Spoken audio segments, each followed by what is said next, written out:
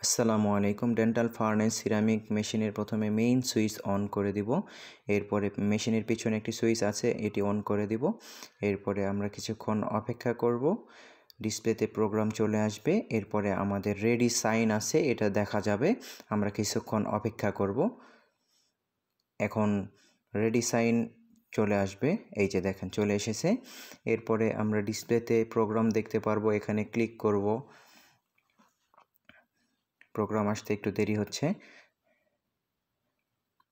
এখন ক্লিক করে দিব। এই যে প্রোগ্রামে ক্লিক করলাম।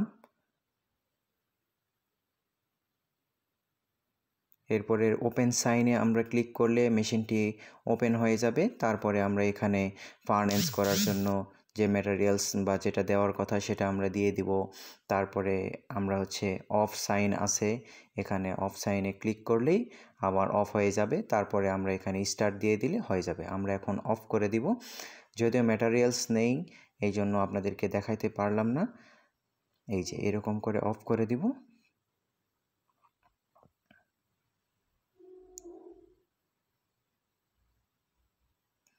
এরপরে